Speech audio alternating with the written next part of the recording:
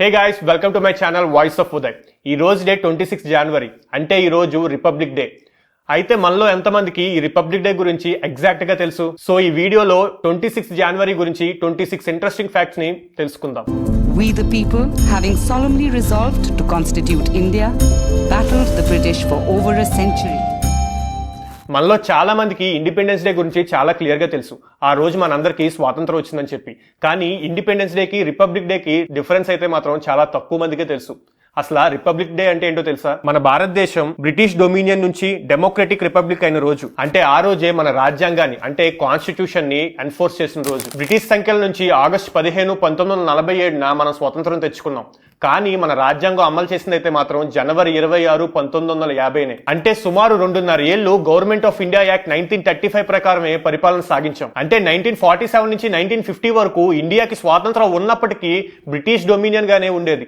అంటే మనకి స్వాతంత్రం వచ్చినా కూడా బ్రిటన్ రాజే మనకి రాజ్యాధిపతిగా ఉండేవాడు. అయితే క్యాబినెట్ మిషన్ ప్లాన్ ద్వారా 1946లో 389 మందితో ప్రపంచంలోనే అతిపెద్ద రాజ్యాంగాన్ని నిర్మించడానికి వీళ్ళందరూ సిద్ధపడ్డారు. ఎన్నో డిస్కషన్లు అండ్ డిబేట్ల తర్వాత 2 సంవత్సరాల 11 నెలల 18 రోజుల తర్వాత అంటే నవంబర్ 26, 1949 డాక్టర్ బిఆర్ అంబేద్కర్ గారి నేతృత్వంలో మన రాజ్యాంగం యొక్క ఫైనల్ డ్రాఫ్ట్ అనేది ఆమోదించడం అనేది జరిగింది. చాలా మంది రాజ్యాంగం అనగానే డాక్టర్ బిఆర్ అంబేద్కర్ గారు మాత్రమే రాశారనుకుంటారు. కానీ జవహర్లాల్ నెహ్రూ, వల్లభాయ్ పటేల్, మౌలానా అబ్దుల్ కలాం ఆజాద్, హసన్ మెహతా లాంటి ఎందరో రాజ్యాంగాన్ని నిర్మించడానికి అహర్నిశలు కష్టపడ్డారు. ఇక్కడ గమనిస్తే నవంబర్ 26, 1949 మన రాజ్యాంగం యొక్క ఫైనల్ డ్రాఫ్ట్ అనేది ఆమోదించబడింది, అంటే అడాప్ట్ చేసుకోబడింది. కానీ జనవరి 26, 1950 వరకు అంటే 2 నెలల పాటు మన రాజ్యాంగాన్ని ఎన్ఫోర్స్ చేయకుండా అంటే అమలు పరచకుండా ఉంచడానికి ఒక ప్రత్యేకమైన కారణమే ఉంది. అదే 1930 పూర్ణ స్వరాజ్ డిక్లరేషన్. యాక్చువల్ గా జనవరి 26, 1930కి మనకి ఇంకా స్వాతంత్రం రాకపోయినా కూడా అప్పటి బ్రిటిష్ పరిపాలన మీద అసంతృప్తితో మన ఇండియన్ నేషనల్ కాంగ్రెస్ లీడర్స్ ఆ రోజుని ఇండియాస్ ఫస్ట్ ఇండిపెండెన్స్ డేగా డిక్లేర్ చేసి ప్రజలందరినీ సెలబ్రేట్ చేసుకోమన్నారు. సో ఇప్పుడు ఆ డే యొక్క ప్రాముఖ్యత పోకూడదని చెప్పే కావాలనే ఆ రోజుని అంటే జనవరి 26న మన రాజ్యాంగాన్ని అమలు చేశారు. అండ్ ఫైనల్ గా జనవరి 26, 1950 భారత రాజ్యాంగం అమల్లోకి వచ్చి భారతదేశం సార్వభౌమ సామ్యవాద లౌకిక ప్రజాస్వామిక గణరాజ్యంగా మారింది. అంతేకాదు ప్రపంచంలోనే లాంగెస్ట్ రిటన్ కాన్స్టిట్యూషన్ గా మన రాజ్యాంగం పేరు తెచ్చుకుంది. అంటే 448 ఆర్టికల్స్, 25 పార్ట్స్, 12 షెడ్యూళ్లు అండ్ ఎన్నో అమెండ్మెంట్స్ కలిగి ఉన్నదే మన రాజ్యాంగం. ఇంత పెద్ద రాజ్యాంగాన్ని ప్రింట్ తీశారనుకుంటారేమో, కాదు. కేవలం ఒకే ఒక్క వ్యక్తి 6 నెలల పాటు కష్టపడి తన స్వహస్తాలతో హిందీ మరియు ఇంగ్లీష్ భాషల్లో కాలిగ్రఫీలో రాశారు. ఆయనే ప్రేమ్ బిహారీ నారాయణ్ రైజాదా. అండ్ అందులో రాయడానికి యూజ్ చేసిన ఇంకుకు కూడా ఒక ప్రత్యేకత ఉంది. అది మన ఇండియాలో మాత్రమే పండించే ఇండిజినియస్ ప్లాంట్స్ తో తయారు చేసిన ఇంక్. అంటే మేక్ ఇన్ ఇండియాని అప్పటి నుంచే ప్రయారిటైజ్ చేస్తున్నాం అనమాట. అండ్ ఇప్పుడు ఈ 2 ఒరిజినల్ కాపీస్ కూడా హీలియం ఫీల్డ్ కేసెస్ లో మన పార్లమెంట్ లైబ్రరీలో చాలా భద్రంగా ఉన్నాయి. అండ్ ఇప్పుడు ఇదే రాజ్యాంగాన్ని 22 రీజనల్ లాంగ్వేజెస్ లో ట్రాన్స్లేట్ చేసి మనందరికీ అందుబాటులో ఉన్నాయి. ఇంకొక ఇంట్రెస్టింగ్ ఫ్యాక్ట్ చెప్పనా? ఇండిపెండెన్స్ డే రోజు జెండాని కింద నుంచి పైకి లాగి పైన అన్ఫోల్డ్ చేస్తారు. అంటే అది బానిసత్వం నుంచి స్వేచ్ఛకు నిదర్శనం.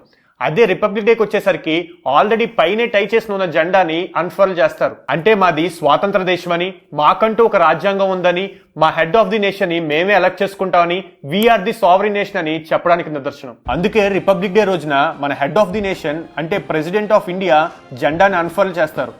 అండ్ ఇండిపెండెన్స్ డేకి వచ్చేసి మన ప్రైమ్ మినిస్టర్ అన్ఫాల్ చేస్తారు. ఇండిపెండెన్స్ డే రోజు ఫ్లాగ్ హోస్టింగ్ అనేది రెడ్ ఫోర్ట్ లో జరుగుతుంది. అదే రిపబ్లిక్ డేకి వచ్చేసరికి ఫ్లాగ్ హోస్టింగ్ అనేది కర్తవ్యపాత్ లో జరుగుతుంది. ఇదే కర్తవ్యపాత్ ని ఇంతకు ముందు రాజ్పాత్ అని పిలిచేవారు. కానీ 2022లో కలోనియల్ లెగసీలో ఉండే ఈ రాజ్పాత్ అనే పేరుని మార్చేసి కర్తవ్యపాత్ గా అంటే ది పాత్ ఆఫ్ డ్యూటీగా మార్చారు. అన్నట్టు రిపబ్లిక్ డే అనగానే మనందరికీ గుర్తొచ్చేది ఆ రోజు జరిగే పెరేడ్. ఆ పెరేడ్ లో 3 ఇంపార్టెంట్ థింగ్స్ అనేవి జరుగుతుంటాయి. 1950 నుంచి చూసుకుంటే ప్రతి రిపబ్లిక్ డే కి ఒక చీఫ్ గెస్ట్ ని పిలిచే సాంప్రదాయం మనకుంది. ఫస్ట్ రిపబ్లిక్ డే కి చీఫ్ గెస్ట్ గా ప్రెసిడెంట్ ఆఫ్ ఇండోనేషియా సుకర్నో వచ్చారు. And now for 76th republic day we are inviting the president of republic of Indonesia mister Prabowo Subianto. And second important point వచ్చేసి parade లో జరిగే military March. ఇది 8 కిలోమీటర్ల stretch ఉంటుంది. ఈ parade route వచ్చి రాష్ట్రపతి భవన్ నుంచి రెడ్ ఫోర్ట్ వరకు ఉంటుంది. And it last up to 3 hours which makes it one of the longest parades in the world. ఆ పెరేడ్ లో ఉండే థర్డ్ ఇంపార్టెంట్ అండ్ బాగా హైలైట్ అయ్యే థింగ్ ఏంటంటే different states and union territories నుంచి వచ్చే టాబ్లూస్ అంటే శకటాలు.